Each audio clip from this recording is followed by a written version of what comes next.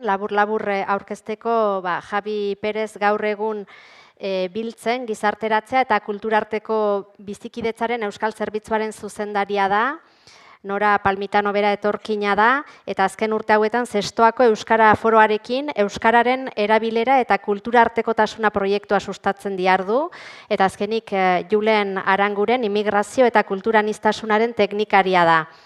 EAEko tokiko harrera politikak diseinatzeko orientabideak aipatuko dituzte, haiei uzten dietitza beraz, nahi zuenean.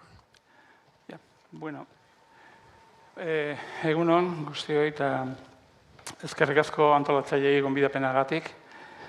Izan ere, beti esaten da hori ez, eskerrak eman eta holako bat. Baina gure kasuan, nire kasuan behintzat, aitortu behar dizuet, zinez esketzen dudala, gonbidapena zen eta oso interesgarria iruditzen zaidalako. Eta asko espero dut ikastea zuen gandik egia ezan.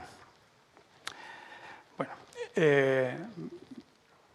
berak ezan bezala biltzen etiken ator, eta zuetako askok ez duzu ezagutuko biltzen zerbitzua, zer den ondik datorren eta zertan behar dugun, eta nahiz eta gauza laburra izan, aurkeztu behar dizuet, kasu honetan, hor ikusten duzun moduan, biltzen gure zerbitzua da gizarteratzea eta kulturarteko bizikidetzaren euskal zerbitzua.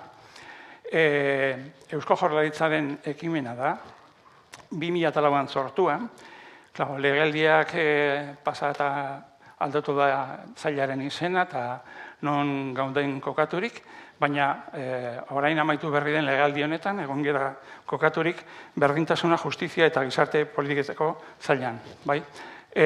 Hor zuzendaritza biren agintaritzapean egon gara lanean, migrazio eta asilo zuzendaritza, eta giza eskubideen biktimen eta aniztasunaren zuzendaritzapean. Esan bezala, 2004an sortu zen gure zerbitzua, printzipioz kulturarteko bizikidetzan lantzeko. Hortikan jarri genituen martxan programa batzuk formaziorako, zaio informatiboak, bitartekaritz eta horrelako zerbitzuak. Horren ondoren, horri gehitu zitzaion 2010an aholkularitza juridikoa atzerritartasun arloan. Badigu gure taldean 3 abokatua direla atzerritartasun arloan espezializatuak eta horan formazioa ematen dut eta zalantzak izan eta telefonan zein e-mailen bitartez eta koordinatzen dute Jaurlaritzarekin baterak, noski, aholku sarea, elkarte batzuren sarea, hori baita ere, kasu horretan atzerritartasun arloan laguntza teknikoa emateko. Horri egitu zitzaion 2013an Egipto Herriaren Kontseiluaren idazkaritza teknikoa, eta gure kasuan, aniztasuna etiketa horren azpian, sartu zen, bazegoen lehenengo hortik kanpo, baina ere bazegoen martxan, kontseilu hori, eta 2013an pasatu zen gure zerbitzura Egipto Herriaren Kontseiluaren idazkaritza teknikoa, eta gero 2014an lotu zitzaion, tertu berdintasuna eta diskriminaziorik eza lantzen duen arlo bat, gure zerbitzuan. Konturatuko zareten ez, nahiko urdurin dago. Esan diate behin eta berriro, hau etxea bezalakoa dela, denok zaretela hurbilak eta takizet, ala segoteko, baina Mario Zapatak esan duen moduan, batzuk, behintzat Julen eta biok, beste mundillo batetik gatoz. Eta hori, nolabait, hau guretzako, ez dakit eszenatoki berria da, bintzat niretzako. Gaude, ohitura dugu talde txikiagotan lan egiten, eta horren beste publika ikusita, ez dakit nolat biliko garen, eta trebatzen banaiz edo hori, dardarkazten banaiz, mesedez gupidatu, zeitezte. Hori, ezan bezala, zerbitzua badara magoi bat urte, martxan, hor daukase gure helbide elektronikoak eta biltzen edo juridika edo gure web horria, eta, aipatu beharra dago, gure kasuan ere aniztasuna barneratuta daukagula. Zeren eta bagara lan taldean hitzak, guztira gara 16 bat lagun, lankide. 16 bat lankide, profil akademiko ezberdinak ditugunok, eta jatorri eta kultura ezberdinak, hizkuntza ezberdinak, gure lankideen artean badago errusieraz hitz egiten duen jendeak, pertsona bat, eta errumanieraz, arabieraz, frantsesez, ingelesez, portugalez, eta badago hori jatorrietako lankideak gure artean, beste pertsona bat, Egipto bat, hemengoa Donostiakoa. Orduan esan edot, kasu horretan, aniztasuna barnean dugula, ezaugarri modun, eta beste detailetzo bat kontatzeagatik, hori, bigarren mailako eragilekin egiten dugula lan. Hau da, aholkularitza juridikoa bai ematen dela pertsonak, norbaiti galdetzen badio, eskatzen badio laguntza telefono bidez, emaila bidez da, baina normalen egiten dugun lana dela horrelako lekuetan edo teknikariekin, zein administrazioekin edo elkartekin, edo horrela bigarren mailako zerbitzua da, ez pertsonakin hori, aritzeko. Hauxe, ezan bezala bada Eusko Jaurlaritza duen tresna bat migrazio politika garatzeko eta bidetzeko eta bidetzen laguntzeko. Beste tresna bat bada foroa. Zuetako batzuk ezagutuko duzue, ze partaide zaretarako, baina denok ezagutzeko, komentatuko dizuet, migrazio eta asilo Euskal Foroa, bai? Izen aldatu da orain gitxi deketu berria urten delako, baina badarama foro honek ere beste 20 urte martxan. Horra ikusten duzuen moduen, horrelako foro asko dago eta kontsultarako, informaziorako eta aholkularitzarako organoa da. Bere helburu hor jartzen duen bezala eta ikusten duzuen moduan, immigrazioari buruzko politika aktibo integrala garatzen laguntzeko eta bi oinarri du, gizarteratzea eta etorkinen eskubideak bermatzea eskuratzen laguntzea. Kide anitzeko organoa da, beste antzeko organoak bezala, badu hori Euskal Administrazio Publikoak, elkarteak, sindikatuak eta enplegu arloko arduradun batzuk eta jarduteko badu bere arloko foroen modura, osoko bilkura, gehi batzorde iraunkorra, gehi batzorde batzuk. Hau importantea da azaltzea, zeren eta orain aurkeztuko dizuedana hortikan sortu da, bai? Ze, esan bezala, lan batzorde batzuk dira, eta besteak beste horrekituko duzue harrera eta bizikidetza batzordea. Hau da, nik aurkeztuko dizuedana hor sortua da, bai? Orduan, batzorde horretan, harrera eta bizikidetza batzordean, parteideak dira, elkarte batzuk, beste, kolore guztiak, hemengoak Gipuzkoarrak, horiek dira koordinatzaileak, orain arte, orain aldatuko dira, baina kolore guztiak dira koordinatzaileak, gero Akzen, Goiztiri, CEAR, Emigrazioen Fronteras, Kurtso Gorria eta beren aurkezpenean zera esaten dute hori harrera zerden jakiteko, nola ikusten dugun eta nola plantatzen dugu. Hau da, gizarte prozesuaren hasierako fasea baino ez. Horretaz ari gara esaten dugunean harrera zerden. Dena den, aitortu ere egin behar da, lehenengo fase hori, harrera fase hori, prozesuaren hasierako fasea, hor planteatzen direla, gure ustetan edo batzordaren ustetan, gai nagusienak, bai. Eta orduan, bere lana da, batzordaren lana da, hor, eragile askok parte hartzen du hasierako fase horretan, prozesu horretan, eta orduan, beraiekin informazio trukatzea, koordinatzea eta elkarren arteko planteamenduak egitea.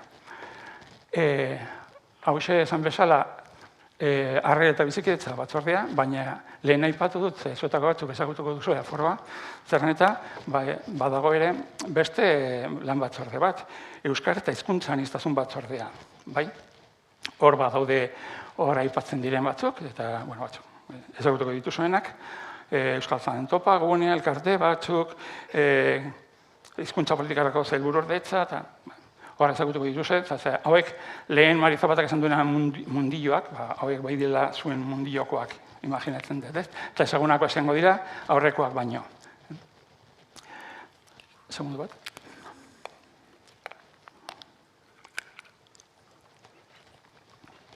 Hor aipatzen den modun, beren adierazpen aurkezpenean, gaur egun 100 hizkuntza baino gehiago badago Euskadin, eta lehen, esan dut gore zerbitzuan, 8 bat hizkuntza erabiltzen direla, ez gure artean jakin, ez dago gure artean gara 16 pertsona, eta denok ez dugu hitz egiten arabiera, sarrumania eta zetak izar. Baina hemen bai bereiek esaten dutenez, Euskadin eduki badugu 100 bat hizkuntza, eta horietatik 20 bat edo nahiko erabiliak dira, bai? Beste erramaneraz, arabieraz, eta holakoak, badira kopur dezente, Eta, klaro, beren helburua da, egia hori edo datu hori aitortzea eta ezagutzera ematea ez da.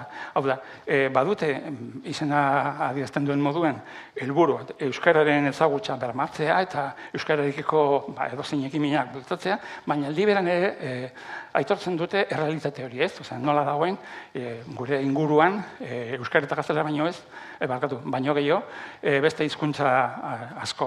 Besteak beste hori haiek aipatzen dute hogei bat, baina igual horren beste hiztun ez da daukaten beste egun bate. Bueno, aipatu dizuet dagoela hor gure zerbitzua, biltzen eta foroa, eta badago beste elementu bat oso esanguratsuena dena, eta importantena da hau, migraziorako euskal itun soziala. Bai, itun hau, 2019an okerez banago aurkeztuzun publikoki lehendakariak, prozesu luze baten ondoren, eta hoxe da oinarria, migrazio politikak garatzeko, bai. Eta nahiz eta, luzeagoa da, jakinik, 5 edo 6 horrelako dokumentu bat, 5 edo 6 horriko dokumentu bat, baina laburtzen da mezu horretan, jaso nahi genukena eskaini, jaso nahi genukena eskaintzea. Badago sortuta 3 helbururekin, hori apetzen dena, alde batetik helburu etikoa, hau da, planteatzea erantzun solidario eta erantzulea immigrazioak dakartzan erronkei. Gero, helburu preventiboa, hau da, lehen Mari Zapatak ere uste dut, okerez banago aipatu duena, edo horrekoan ez dugu atzen, baina modu inklusiboan jarri, ez? Osea, aniztasunak kudeatzea modu inklusiboan.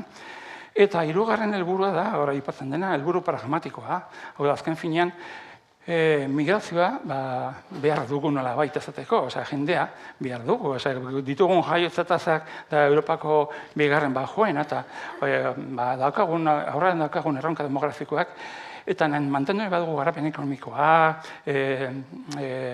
ongizate estandarrak eta ongizate maila eta beharrezko egiten zaigu immigrazioa. Ez da begiratu behar immigrazioa bakarrik alde praktiko horretatik ez, baina hori ere bada egia eta aitortu behar dugu. Eta, uste nuen, denbora gehiago izango nuen. Igual pasteko dut, bakarrik komentatzeko behintzat, paktu itun horrek dauzkan abia puntuak hori aipatuta bezala, dena den, hemen erabiko ditu denak, bai ituna, bai ondoren komentatuko dudan dokumentu hori dena eskoragarriako zuk web horrian, edo pasatuko diogu antolatzaile banatzeko eta. Baina hori, importantia da aipatzea, itun horretan, edo itun horrek dauzkan abia puntuak, hori, alde batetik pluraltasuna aitortzea, diversitatea eta aniztasuna delako euskal gizartearen ezaugarri bat, eta hain dudabarik, eta hori aitortu behar da, eta oinarri moduan, elkartasuna, hau da, lehen aipatu dugun gauza bera, hau da inklusioarena, eta 3. pragmatikoa, ez? Modu baten bestean, antzekoa da lehen esan doakarakin. Baditu itun honek puntu dirazgarri batzuk, eta besteak beste atera ditut, aipatzeko, 2, horietatik 2. Tokiko esparrua esaten duena eta hizkuntzena. Tokiko esparrua zeren eta bizitza auzoetan, herrietan gertatzen da, ez? Eguneroko integrazio efektiboa hor kalean egiten da, lagunen artean, eskolan, plazan, eta garatzeko planak edo probazenak aipatzen direnean, herrietan eta hor planteatu berri da. Ezinbestekoa da, tokiko begira da hori, ez? Eta alde batetik ere atera dut, hor aipatzen dena, hizkuntzei buruz, gizarte hartzaileko hizkuntzak ikasten alde egiten dugu, bai, eta horretarako finkatzeko, lehen esan bezala aitortu behar dugu hizkuntza aniztasuna ere, bai, baina apostu egiten dugu bitartekoak albidatzeko, bai, esan edot, ez da bakarrik errebindikazio bat edo aitortza, baizik eta praktikoa izateko jarri behar ditugu beharrezkoak diren baliabideak. Hau hori itzikusten esan da, esan bezala aipatzeko hori ere badela iturri bat honetarako. Itzaldiaren izenean aipatzen den moduen, gure planteamentua da, bueno, gure dagokiguna aurkeztea, Euskal Autonomia Erkidegoan tokiko harrera politika diseinatzeko orientabideak. Bueno, hemen aipatuko dut gauza pare bat, eta zea da, hau dokumentu honetan ematen direnak orientabideak baino ez dira. Bai? Badugu martxan prozesu bat, eudelekin batera eta 18 udaletako teknikariekin batera, hau zehazteko eta udaldera edo uda pasata aterako dugu beste dokumentu bat zehatzago bat. Baina, bueno, hau interesatzen zaigu orkestea, justo lotzen delako gaurko eta, bueno, topaketa honen helburuarekin, eta hor dokumentu horretan azaltzen da, zelan ulertzen dugun harrera, hau da, justo hasierako une hori, ezaten dugunean, lehen ezaten nuena, batzorde orkestean. Pertsona bat, komunitate batera izten denean, pertsona berri bat, hori etorri berri bat, nola laguntzen diogun kokatzen, ez? Osa, nola ematen diogun laguntza, ezagutzeko, eta, klar, hor dagoen printzipioa funtsezkoena da herritartasuna, baina ez bakarrik herritartasuna aitortu baizik eta beharrezkoak diren baliabideak jarri, eraginkorra izan dadin, herritartasun kontzeptu hori edo ideia hori, bai. Orduan, harrera hori izan daiteke, bueno, balde asko dauka, ikuspuntu asko dauka, izan daiteke formala edo informala, edo, bai, zerbitzuak erakutsi, izpideak erakutsi, baina hori antolatzeko planteatzen da dokumentu hau, zen eta gure ikuspuntutik hori egin alda esan dagoen moduan planteamendu komunitario batetik antolatuta edo, baina azpimarratu nahi dugu planteatzen dugunean hori politika, harrera politika barkatu, badagoela erantzunkizun publikoa eta naiz eta beste edonolako ekimenak izan, gure planteamentua, bueno, ez gure planteamentua, Euskadiko toki erakundeen gaineko legeak alan aipatuta, udalei, batez ere, bueno, erakunde publikoai, baina lehen esan bezala tokiko ikuspuntutik, udalei dagokie halako zerbitzuak bermatzea eta antolatzea, ez? Orduan, horrekatik esaten dugu, erakunde publikoek egiten dutenean alderdi formala eta planifikatua, hori dela harrera politika. Hau da, lehen esan bezala, herri guztietan badaude milaka baliabide, bueno, milaka, pasatu naiz, baina baliabide anitz, hori laguntzeko, harrera hori emateko, ez? Osea, ez dakit kirol taldeak, lagunak, plazak, eskolak, baina hori, aipatzen dugunean harrera politika horiek, hortaz ari gara, hau da, nola ordenatu, antolatu, ikusi zer beharrak ditugun, zer beharrak dituzten, noraino heltzen garen daukagun baliabidekin, bai erakundeek, bai herriko eragileek, eta, orduan, bueno, esan bezala, ikusi behar dugu, zer beharrak dauden, edo zeri eman behar dugun erantzuna, eta zer baliabideak ditugun horretako. Zer gaizkina. Bai, denbora aldetik, bai. Bueno, hau pasatuko dut igual, bueno, labur bilduz esan da, harrera politika hauek izan behar dutela, halako oinarriak, ez? Alde batetik eskubideen ikuspegia, hau da lehen esan bezala, herrira, gurera etortzen diren pertsonak, badituztela eskubideak, bai, eta jarri behar ditugu martxan eskubide horiek bermatzeko tresnak. Bai, kulturarteko ikuspegia, lehen esan bezala, aitortzen dugu aniztasuna, eta aniztasuna horrek esan nahi du alde batetik, badenogan garela berdinak, horretaz eta godudarik, baina diferente izateko eskubideare badugula, eta gure esmoa dela elkarrekintza positiboa bultzatzea, ez? Osea, danak berdinak, danak ez berdinak, eta zelan egin eskubide bi horiek bermatzeko eta elkarrekintza positiboa bultzatzeko. Gero, beste ikuspuntu bat, hor proposamen horretan agertzen dena, edo kontuan hartzen dena, ikuspegi komunitaria, hau da, lehen esan bezala, harrera hori garatzeko badaudela anitz eragile, batzuk izango direla teknikariak, hauek adibide, Julen eta Nora, baina ere badago hor eragile sozialak nabaitzen elkarteak eta jindia orokorrean, ez? Eta gero arduradun politikoek, eta, orduan, dana horiek egiten dute, osatzen dute komunitatea, eta ez da baten erantzunkizuna, baino ez. Denok daukagu zerbait emateko eta egiteko hortan. Nahiz eta, lehen esan bezala, erantzunkizun eragile publikoen, barkatu politikoen, edo arduradun politikoen, edo administrazioen, ardura izan, erantzunkizuna izan. Eta, bueno, harinago izateko. Eta hori, jartzen dugunean martxan horrelako harrera plan bat edo politika bat, kontuan izan behar dugu, alde batetik pertsona bat altzen zaigunean gurera, nola egin bideratzeko,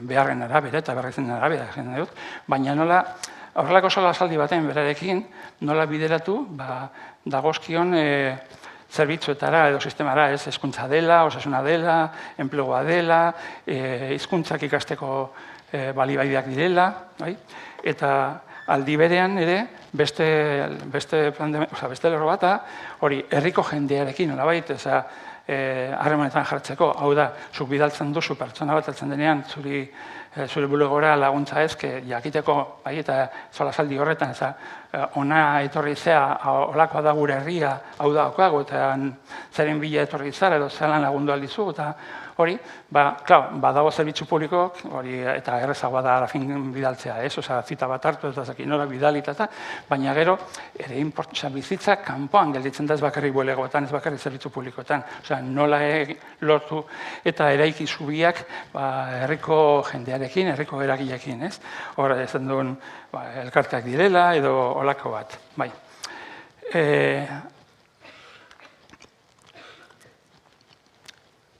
Antolatzen dugunean horrelako plantean duet aurrera politika deitzen duguna, aurrera politika deitzen duguna, kontuan hartu behar da, esate baterako hemen aipatzen ditugu, adibide batzuk, tokiko realitatearen arabera, igual badira beste batzuk edo, baina importantea da, funtsezkoak izaten dira adibidez erroldatzea. Honetaz zer esan, nola izango dira erkideak, ez badaude erroldaturik eta ezin baditugu kontuan hartu beste erkide bat bezala. Administrazio erregularizazioa. Hortaz, gauza bera, ez? Guk ez dugu inolako arazorik ez egoitza baimenik izateko, lan egiteko baimenik izateko, eta ezakitzelako baimenik izateko, ez? Batzuten ez gara horren kontzientea, baina bada, etorri berentzako oso hau da funtsezkoa, ez? Erregularizazioa. Hezkuntza esparrua batez ere, etorri berrientzako eta etorri berrien zemelabentzako. Horiek batzutan bigarren belaunaldia deitzen duguna, ez? Etorkizunari begira, funtsezkoa da, hori irakatzi eta ezagutzera eman, zelako baliabideek ditugun, gurean, gure herrien, eskolak, helduentzako zentroak eta zakitzer, bai?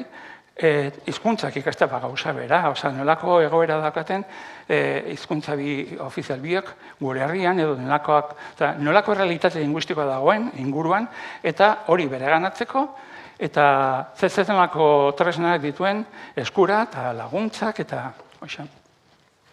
eta ere aipatzen dugu gure dokumentu horretan, emakumeen eta gizonen arteko berdintasuna, ez? Dagokion legearen arabera, emakumeen eta gizonen berdintasunako legeak aginduta, hori politika guztietan kontuan hartu behar da. Bai.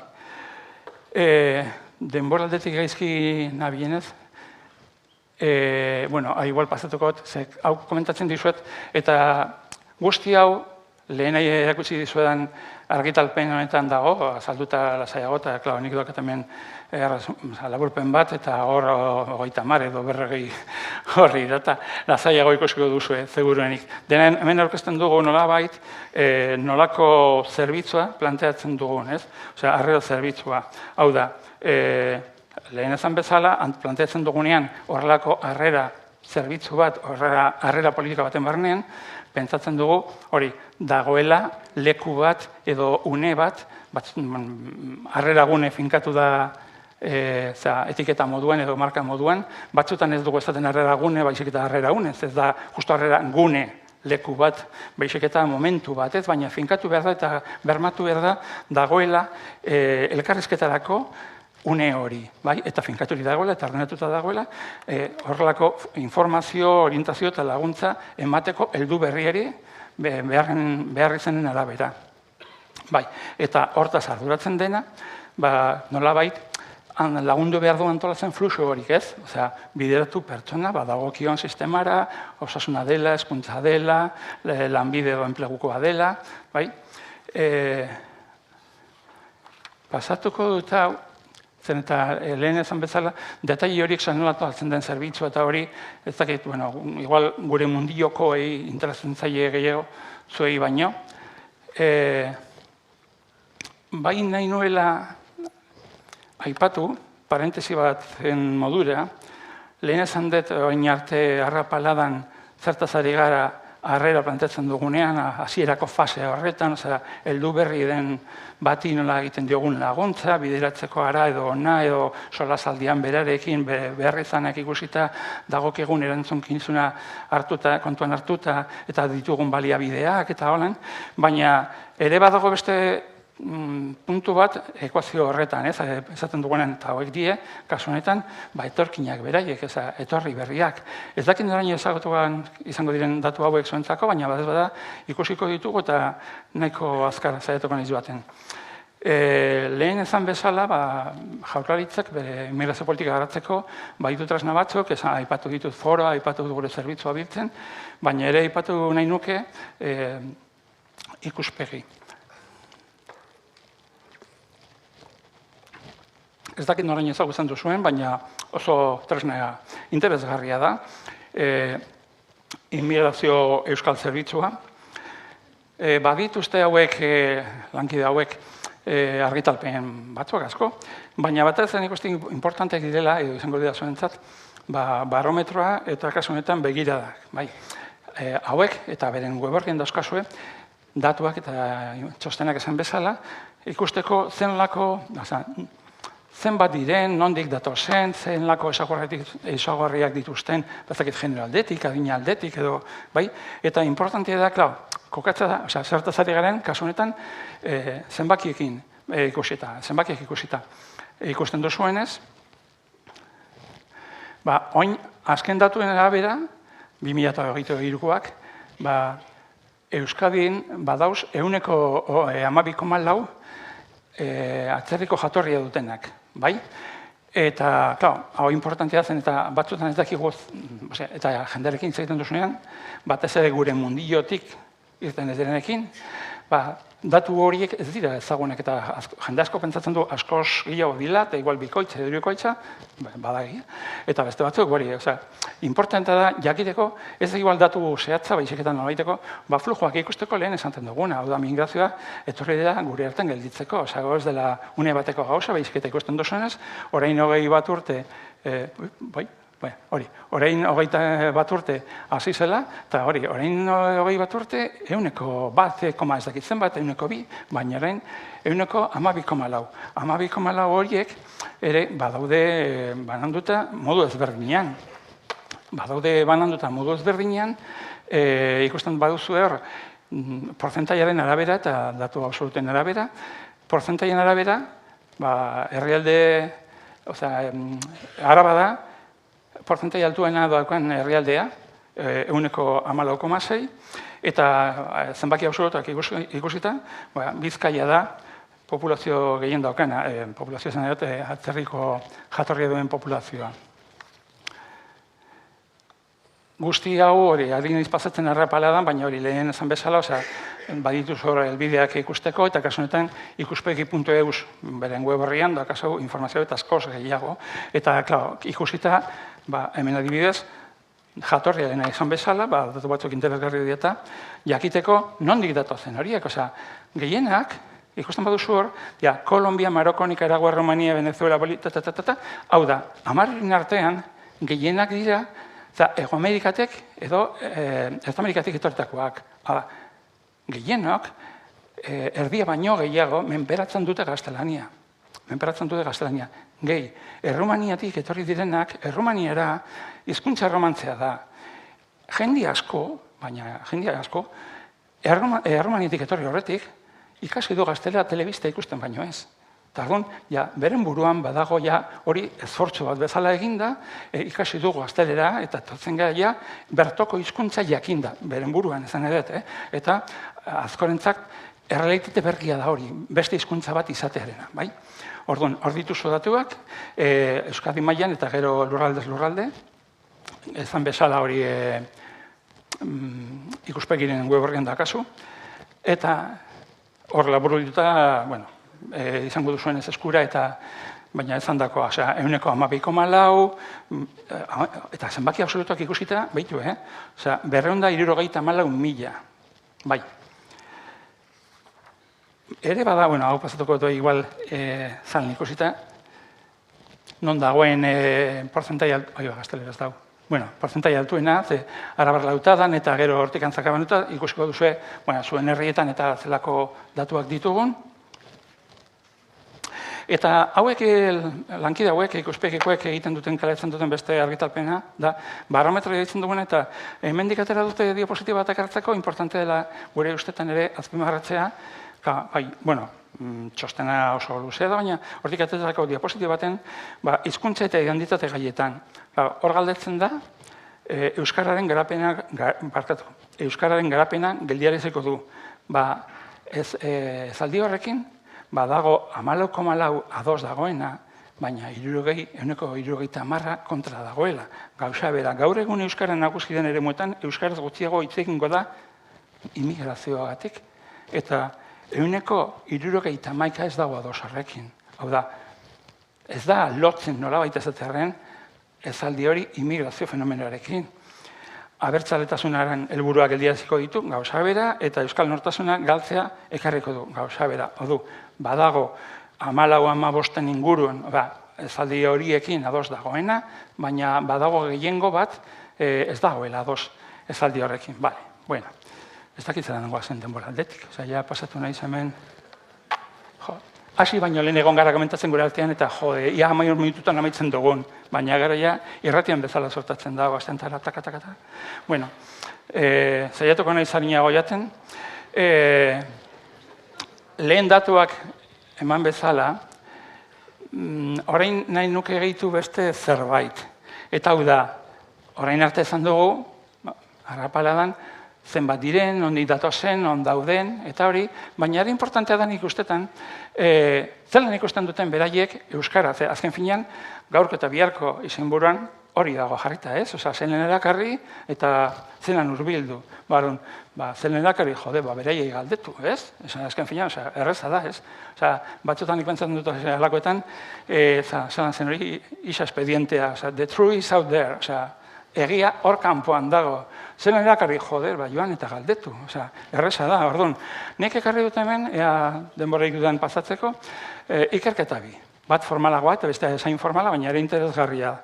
Pasatuko nahi zozoska, baina izango dizut, eta eskatu alduzu eta pasatuko dizugu txostenak edo. Begirune fondazioak egiten du iaz ikerketa bat, eta bueno, galdetzen du, kasu honetan egiten dute 1006 inkesta. Bai, eta 1006 inkesta horietan oinarrituta, esan du, begira, 184 ez daki ezer euskeraz.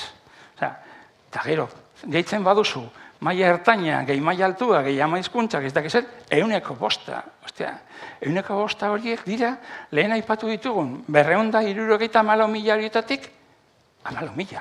Baina gelditzen da beste 260.000, ez dakitela ezer euskeraz. Hitzek ez.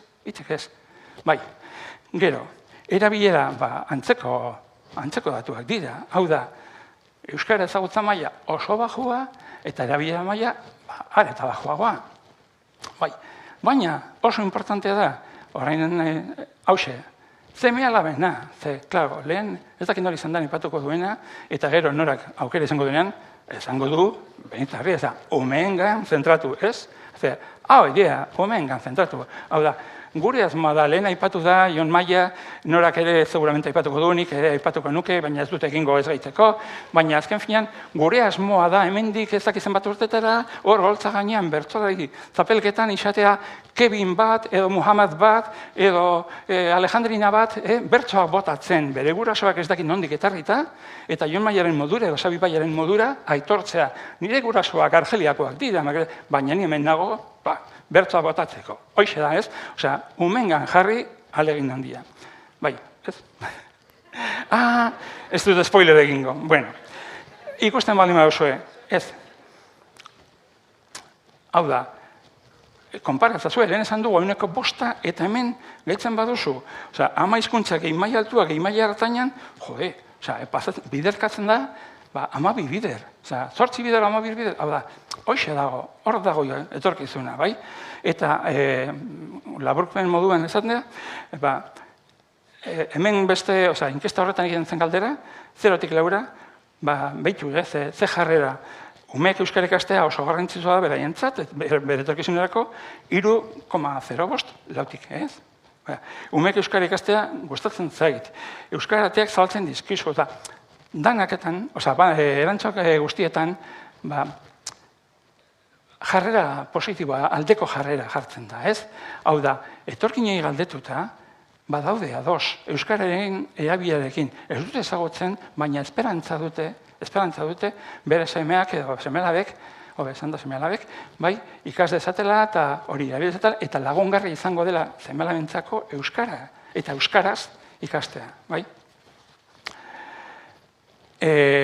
Bueno, esan dakoa, jarrera positiba, eta jarrera positiba hori, lotuta dago, hurbiltasun mailarekin, hau da, segun eta ezaguna egiten zaizun, ala ez, hezkuntza, erda esaten den moduen elroza zelkariño, hemen gauza bera, eta ikusten baduzu zure inguruan erabiltzen bada euskera, eta nola sentitzen baduzu euskera, hori maitekorra dela zurekin, eta normal, ez? Eta gero, ezagutza maila jakinik, ezagutzen baldin baduzu, eta baldin badakazu mai minimo bat egunerekoan erabiltzeko, gero eta gehiagotan animatzen zara erabiltzen. Jatorri ere badauka bere erlazioa, horren aipatu dugunez, eta batez ere, oso importantea bada ere, bizilekua, ez? Hau da, herri txikietan hizkuntza komunitatea edo hiztun komunitatea naturalki sortzen da, ez? Oso erraz da, horrein ikusiko dugu, herri txikietan, 5.000 biztanle baino gutxiago daukatenak, edo 20.000 baino gutxiago biztanle daukatenak, oso erreza erlazioan sartzea. Herri txikietan hori, basoaz hori erostera, eta zakizert, eta sortzen zaizu, ez? Aukera horiek praktikatzeko. Jode, bueno, badauketen. Bakarrik izango dizut izen burua oso interesgarri iruditzen zaidalako. Honez gain badago Baskale, igual Andrea dago bertik, Baskale dago hori. Eusko-Alemaniar elkarte soziokultural bat, eta hauek ere egin dut antzeko ikerketa bat, kasu honetan ez direzan inkestak, baizik eta elkarrizketa sakonak, 63-65 pertsonekin, eta, orokorrean esaten dutena, antzeko zerbait da. Hau da, jarrera positiba daukatela, elkarrizketatu horiek, baina hor ez berdintzen dela ikasteko motiboak, ez? Etorri horretik batzuk ez egiten ez da existitzen zenik ere, gero beste batzuk bazeukaten beste erlazioa, baina ikasteko arrazoiak. Hor baditugu eta ezberdindu behar dugu, eta lehen Mari Zapatak aipatu ginen behar izanak, eta nik orain ez dakizan bat aldiz esan dudan, beharrak eta nahiak, ez? Beharrak eta nahiak jenderi galdetuta, etorrei berriei galdetuta, azpimarratzen dute, ze importantea den gizarteratzeko, eta hori aitartzen da, eta lana bilatzeko, eta nolabait begikotasuna adierazteko, eta gero baditu dute batzuk motibo, militantzia delatik, motibo politikoak, edo horrelako zerbait.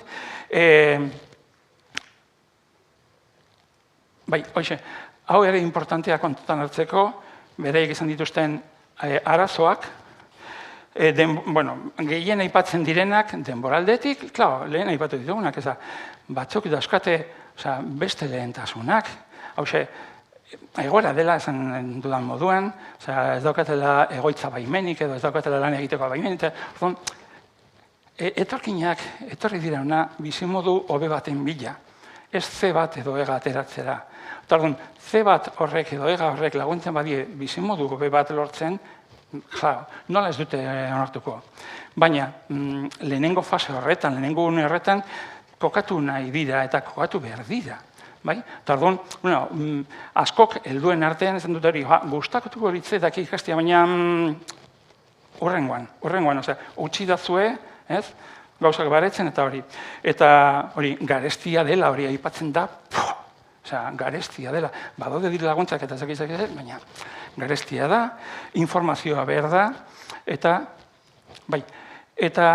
hori, zango dute adibide konkretu batekin, zaila dela ikastea eta praktikatzea ere, bada zaila.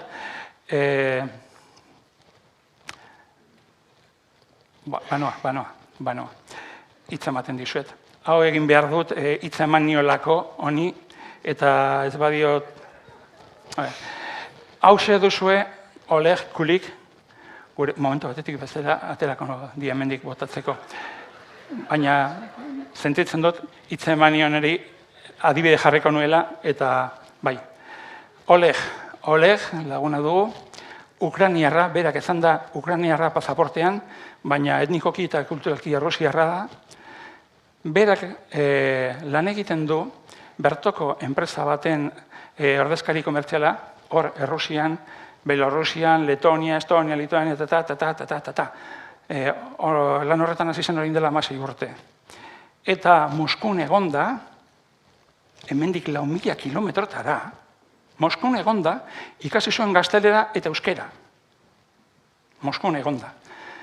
Orain dela 12 urte hasi zen ikasten, eta orduan, guda hasi zenean, orain 2 urte, etorri zen orantza, emaztearekin. Eta zer gertatu zaio gure Oleg maitiari? Moskun, pentsazazue, punk estanda egiteko moduan, Moskun ikasi euskera, ona etorri, eta bere hitzetan, bere eraso da ez duela aurkitzen euskaldunik Euskal Herrian. Etorri da Leioara bizitzera, eta Leioan ez zuen aurkitzen euskaldunik. Orain dago Algortan bizitzen, eta eskerrak existitzen direla berbalagun taldeak, eta hori. Eta orduan, asteazkenero elkartzen gara, bera eta biok, Marije eta Vitoria, eta badu, astean, ordu bete eta erdi euskara praktikatzeko. Baina berak dio, nik ikasi nuen euskara, hor Errusian, Moskun, ona etorri txuntxun, eta ez dago euskaldunik nire inguruan. Eta bere etorri da bere emaztearekin batera. Eta Svetlana, bere emaztea, Errusiara hitz egiten du, ingelesa irakaslea da, etorri da, gaztelera dago ikasten. Baina, klaro, Svetlanak zertarako ikasiko nik euskera. Honek badaki eta, gauza bera, hau da denborarena, hau da, hemendik ez dakit non, zanbat denbora pasata, zaiatuko naiz. Hau da, bueno. Bakarrik hori, kontutan hartzekoak, lehen esandakoak, hau Iñaki Martin Luna aipatuta eta bere kasuan Abraham Masloren piramidea oinarri hartuta. Kontuan izateko, guk eta etorkinek dauzkagun eta dauzkaten beharrak eta nahiak. Ez konfonditzeko eta ez nahazteko.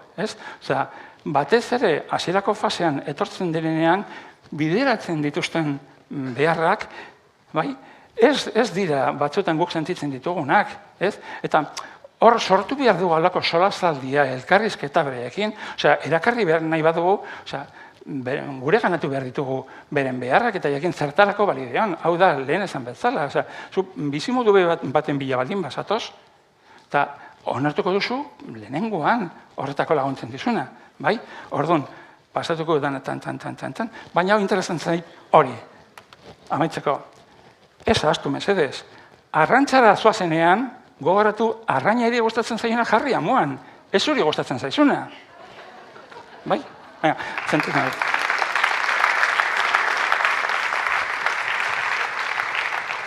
Nori? Zenbat pasau zara? Zein da pasatzeko? Hurrengoa.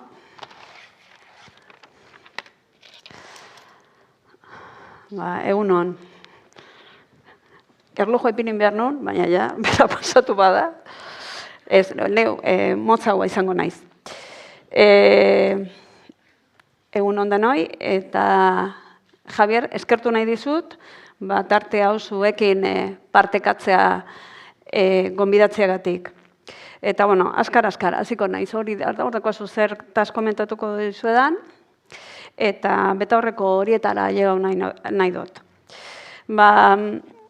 Duela ja urte batzuk, 4-5 urte, lehenengo, zestoako euskara teknikaria naiz, eta zestoa zer dan, herri txiki bat, Gipuzkoan, Urolerrian dagona, oso euskaldunak eta dakigunetik beti euskeraz bizi izan dana. Kalean, besterik etzen entzuten, ez? Baina, ez da bapatean gertatu den prozesu bat, baina bapatean konturatu egin gara, jolasparkean umeek erderaz egiteutela. Ez hau, fenomeno bat, badakigu, egun batetik bestera gertatu dana, baina bapatean. Eta orduan, alkateak deituzun, egin zuen deialdi zabal bat, zestoako euskara foroa osatzeko, eta foroaren eginkizun nagusi izan behar zen hori, erabileraren gainberari buelta emotia. Eta esan behar dugu, horre eduki ditu, lehenengo hausnarketetatik jaz izan etorkinen presentzia,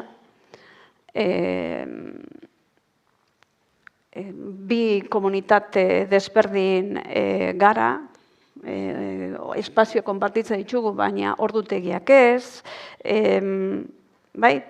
Eta orduan, forotik, inozente hasi ginen, pentsatzen ekintzak. Eta Javierrek esan duen moduan, lehenengo esan dugu, umeengan zentratzia, eta gure estrategia nagusia izan behar zen, aizialdiko eskaintza areagotzia.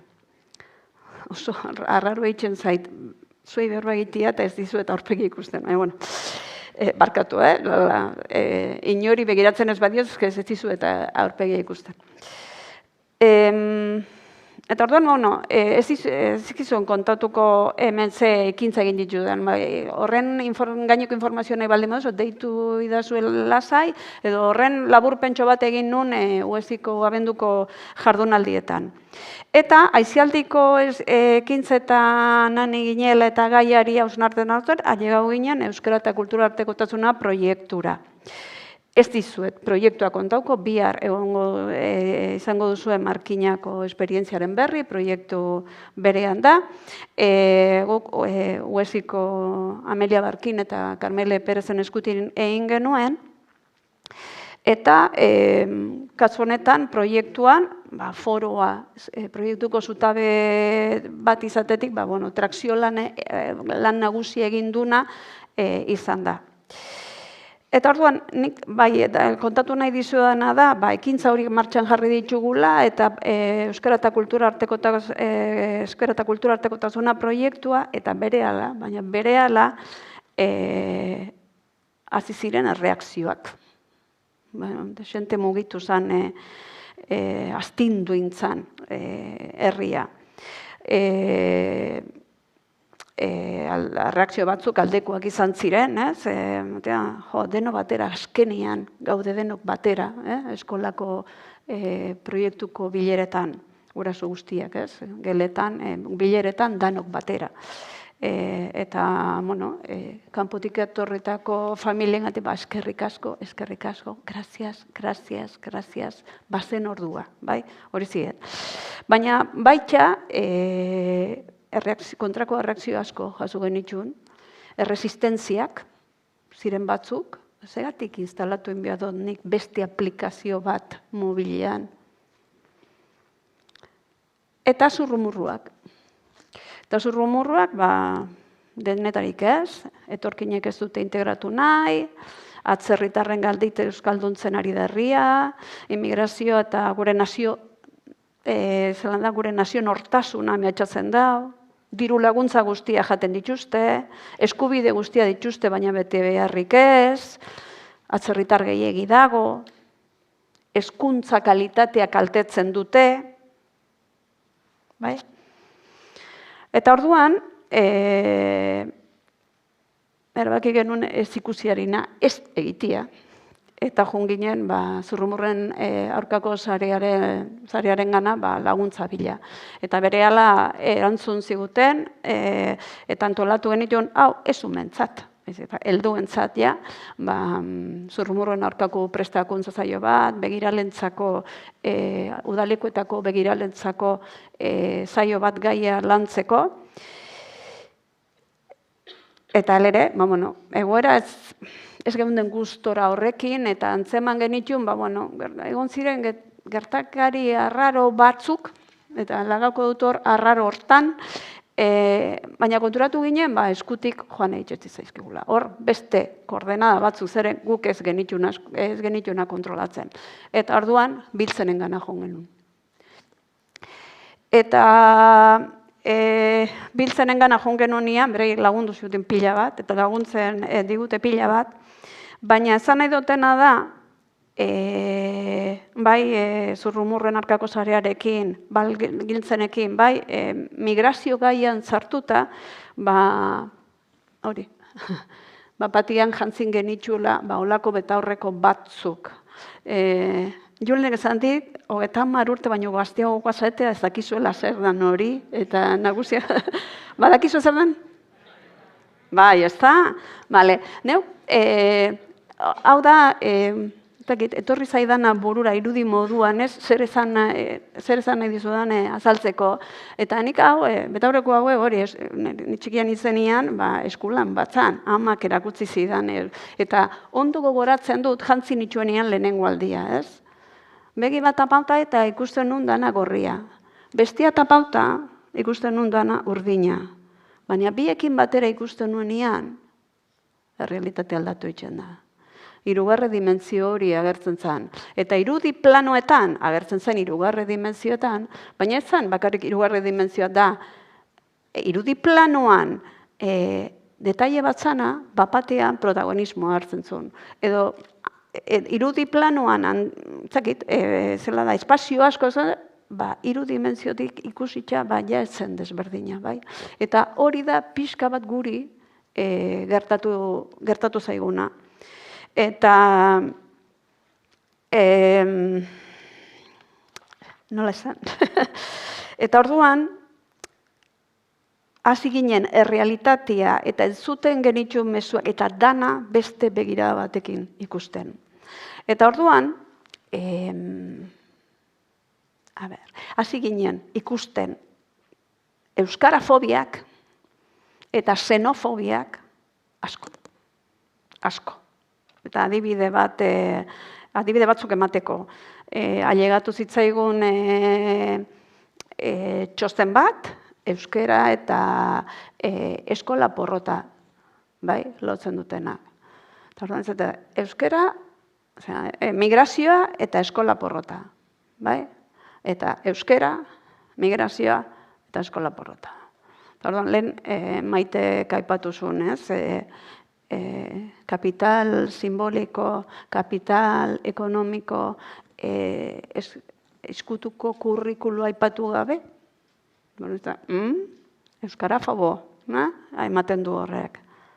Edo gero, agertzen da komunikabideetan ere bai, ez? Bapatian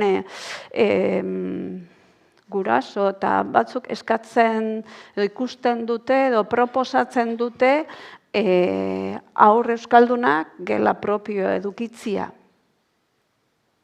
Eta hor aipatzen den bakarra da hori, euskaldunak batzia. Eta pantaiak enduko izkiogo horiei? Etxean internetak enduko dieu? Edo molestatzen zaigun bakarra eta erdalduntzen gaigun bakarra da etorkinen presentzia. Tarduan, hor, xenofobia usaina ez da. Edo gero, beste txosten batzuetzaten eta Javier Izanerekin adoz egongo, eta edukizan dituko ez da baidak. Esaten dutenean, proposatzen dutena, euskera ez dela lehentasuna akogida prozesu batean eta geroko, bigarren mailako, hirugarren mailako eta betiko gerokorako lagatzen dugun euskera, nik hor euskarafobia pixkate ikusten ditut, ez? eta migrazio eta estadistikak jartzen ditugunean, bai, euskararen erabilera gainbera eta migrazioaren etorrera gora, eta berriro diot, pantailak aipatu gabe, hor ere xenofobia ikusten dut. Baina, bueno, betaurreko hau gure gauzetako, guk egiten ditugunerako, erabili izan ditugu, ez? Eta zaten du, ostras, nik herritar hauei zenbat lerro ematen dizkiet nire plangintzetan. Orain arte, nik nire plangintzetan, euskara plangintzetan, zenbat lerro eman dizkiet. Lerro, ala zehar lerro, behar luke. Bai? Eta zuek konturatzeko zenbateraino dauka jantzita betaurreko hauek, lehenengo deialdia udaltop honetarako jaso genuenean, gaia zan nola erakarri etorri berriak euskarara. Niri tak, ez dut 5 minutura idatzi nun udalekineko sarrera. Etorri berriak euskarara erakarri, ala euskal komunitatera. Euskara ez dago arriskuan. Arriskuan dagoena da euskal komunitatea. Euskaraz bizi dan eta bizi nahi duen komunitatea. Gero eta gutxiago direlako euskeraz bizi dienak, bai kopuru absolutuaz eta bai eunekotan. Bai? Eta horren ondorioz, euskeraz bizi nahi dugun, gero eta oztopo eta aukera gutxiago, gero eta oztopo gehiago eta aukera gutxiago ditugu euskeraz bizitzeko. Bai? Aniztasuna eta kulturartekotasuna landu egin behar dugu. Zalantzai gabe. Euskal komunitateak derrigorrez hiztun berriak behar ditut. Hiztun gehiago. Handitu egin behar dugu komunitatea. Kanpotik etortzen diren edo datozen horien beharra badugu. Gure komunitatea ekartzeko. Beste aldetik, aniztasuna eta kulturartekotasuna zabaldu nahi dugu, eta oso politia gelditzen da txostenetan, baina arriskuan dagon jatorrizko eta bertako komunitate hori kontuan hartu gabe. Kulturartekotasuna eta euskara proiektu horrek daukan nire ustez indartsuena eta potenteena da, beratzen dut, azietik, biak batera. Hori da erronka. Biak batera eta elkarrekin. Bata bestean kalte sortu gabe. Eta nik uste dut, betaurreko haue jantzitxe batera lan egitxera kondenatuta gaudela. Biztanle berri horien eskubidiez, legalidadez, bizi kalitatea arduratzen direnok, eta baita euskal komunitatea bizi nahi dugunok ere. Eta laburtzeko eta bukatzeko, nireak ez ziren bi ideia eta bi pertsonak harriko dizkizut, hirugarren aldiz aipatzen da Jon Maia gaur hemen, eta aipatu nahi dizuet Euskal Herria B abestia, ez dakit Euskal Herria B da Jon Maiaren azken diska, eta da diska horren azken abestia. Ez dakit entzun duzuen, 5 minutuko zaplastekua da, hola izango nukenik, dare zaplasteko batzuk zigorra diena, beste zaplasteko batzuk dia esnarazteko. Eta holakoa da Euskal Herria B abestia. Eta Jonek esaten dau, badagoela Euskal Herria B bat. Bera esaten du turismo foietotan agertzen ez diren etxeetan bizi direnak. Beste hainbat gauza, 5 minutuko deskripzioa egiten dago. Baina berak esaten duna da, eta diska dator liburuxka batekin eta bere azalpen guztiekin, berak esaten du Euskal Herria B hori, gure ardatzera ekarri behar dugula. Eta orduan, bi koloretan erabiltzeko, euskalgintzatik izan da Jon Maia eta migraziorik uspegitik, nahi dute ekarri Ainara Hor Matxeari entzun niona behin, bera 2008an, Sabino Arana Fundazioak antolatu jardunaldi batzutan, parte hartu zuen, eta berak momentu batean, esaten du, Sabino Arana Fundazioak ja web orria berritu du, eta ez du web orri berrian bideoa gorde, baina orduan ezin dut hitzezan. Baina berak esaten zuena da, erroldatzera datorren pertsona horretan, ikusin behar dugula gurekin batera herria eraikiko duen pertsona. Eta nik pixka bat parafraseatzen datorren, erroldatzera datorren pertsona horrengan ikusin behar dugu gurekin batera euskal gizartea eraikiko duen herritarra. Eta begirada hori lortzen dugunean, hasiko gara gauzak aldatzen. Hori da pentsatzen dudana. Eskerrik asko.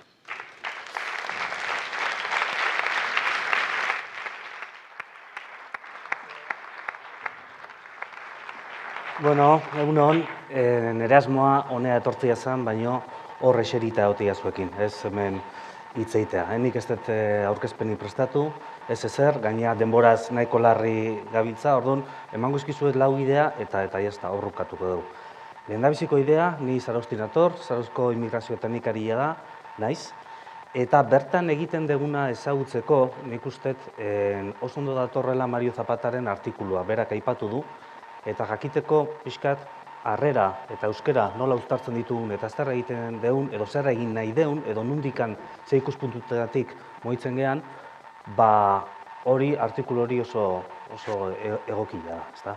Hemen aipatu dira gauzak, nik aipatzeko nitunak. Hasiera batean, jarri behar geha, nik uste bestearen lepuan. Zein dator?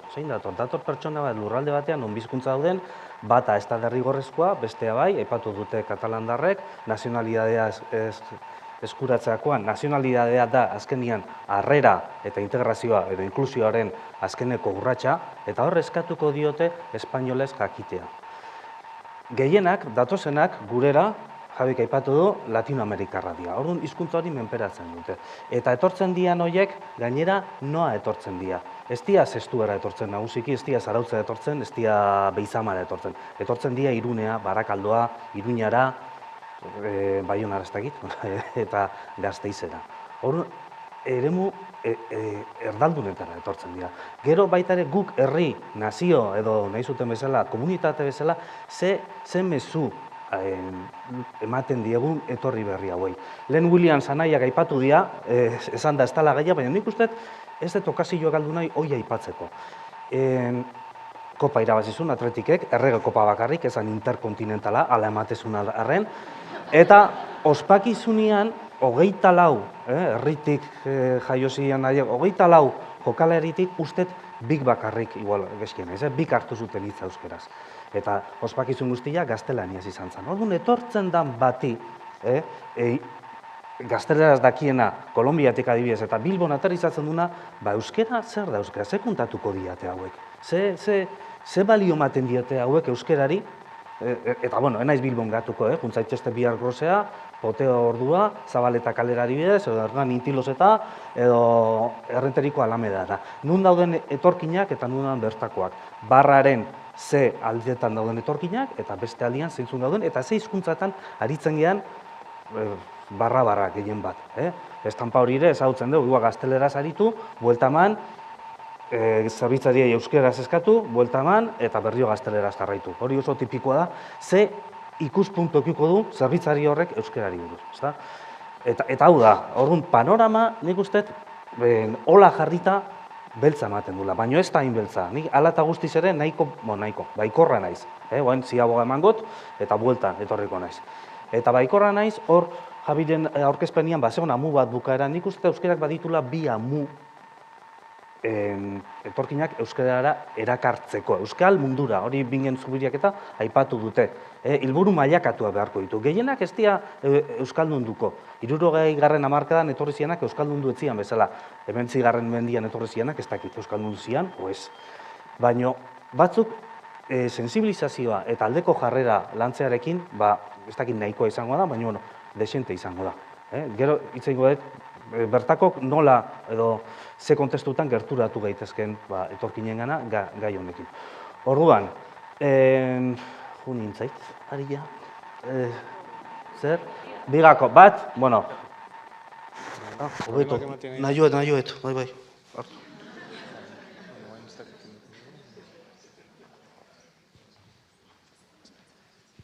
Bueno, ni jarraitu ingot, Bigako, bat da hazkunde soziala, hau da, igoera sozial. Beraientzat, beraietariko askorentzat, euskera da ni baino beto bizidan jendian hizkuntza. Ikusten dute, kalean, inguru herri euskaldunetan hori nabarmena da, herri euskaldunak ez dianak harreran hor instituzioak alegin bat egin beharko lukete, baina behaik ikusten dute, eskolan ikusten dute, guraso euskaldunak, ez euskaldunak, eta bizitza maila zein da, orokorrian esaten nahi naiz. Eta pertsona normalian proiektu migratorioa ez da proiektu migratorio individuala bakarra izaten, baizik eta familia osoarena. Eta orduan pentsatzen dute seme-alabengan, berriro atatzen dira seme-alabak. Ze klabea da. Guk ere ingedun gure ikerketa txikia zarautzen, pretensio zientifikori gabia, baina aspaldi, eta galdetzen genien emakumeei. Zure lehentasuna zeintzu dira? Hasieran, euskera, beraien seme-alabak euskera ikastea, ez zegoen lehentasunen artean, lehendabiziko 3 urtetan zeudenak. Zaukatelako, batzko seme-alabak han, ez da? Baina 6-7 urte baino gehiago zemazkitenak zarautzen, hoientzat, lehendabiziko, lehentasunezko, plantatzen genien gaietan, lehentasunezkoa hoixe esan. Orduan konturatu dira. Normalian migratzen du, gizarte bateko, esaten dute diala, gaitasun handiena dakatenak, orokorrian migratzen dutenak. Eta gaitasunak, eta resilientziarako gaitasuna, eta inteligentzia badaukate. Eta konturatu egiten dira. Guk esan gabere, euskera dela beraientzako, beraien seme-alabak, beraiek baino beto, bizidan jendiak bezala bizitzeko giltza. Eta bigarren amua, eta hor sartzen gera gu, da identidadea. Euskerak ematen die identidade bat. Igual ikasiko dute, edo ez dute ikasiko, baina identidadea gu berri baten sartzeko, hartzen ditun lurraldeko parte izateko, arrotzak ez izateko. Eta hor gure lana da hori, identidadea sortu eta danon artean gu berri bat sortzea. Telegrafikoki, nire ustez, harrera politika, zentralidadea, lehen Jabik aipatu 2 mundu bezala diala, euskerarena eta kulturartekotasuna, nik uste adibidez arautzen ez, nik uste nahiko elkarrekin gaudela, eta beste hainbat lekutan ere bai, herri txikitan, eta nik uste mundu bakarra izan beharko litzatekeela. Nik uste harrera politiketan euskerak zentralidadea eduki behar duela, bai Zarautzen, bai Irunen eta bai Barakaldon. Eta apostua, hizkuntza bizi berritzeko, ez da bakarrik gune euskaldunetakoa, baizik eta autonomia erkidego osoarena. Eta ezin ditugu kanpotik etortzen dianak bizi berritze prozesu honetatik kanpo utzi. Hasieratik esplikatu behar zaie, zer dan. Gero beste alde batetikan, euskera ikasteko horri buelta handia eman behar zaio. Metodologia, presioak, egutegiak, eta bar, horri goiti bera astindu behar da. Eta gero baita ere, euskera sartu daiteke, adibidez, lanbide heziketan oso erraldun dagoen mundu batian, sartu daiteke ere bai lanbideko prestakuntzetan, igual modulo bezala, sensibilizatzeko, euskarara, euskal komunitatera hurbiltzeko, ez dute euskara ikasiko 10 orduko saio batian, baina igual sensibilizazio lanketa bat egin daiteke. Gero, Mario Zapatak ere aipatzen du, harrera informala oso importantia da hontan. Nik harrera egiten dut batzutan, etortzen dienean, Zarautzea, Arroldatik, immigrazio teknikari badago, eta nahi batzukuntza itxaste, eta kontatuko izu pelikula bat. Nik kontatzen dietena, beraientzako garrantzitsua da, instituzio bezala. Baina askoz ere garrantzia handia dago harrera informala. Ikastetxetan sortzen dena. Beste gurasoak etxetan, barruko lanetan interna bezala dauden dintzat, erreferentia izan daiteke, akaso, etxe hortako lana ematen diona.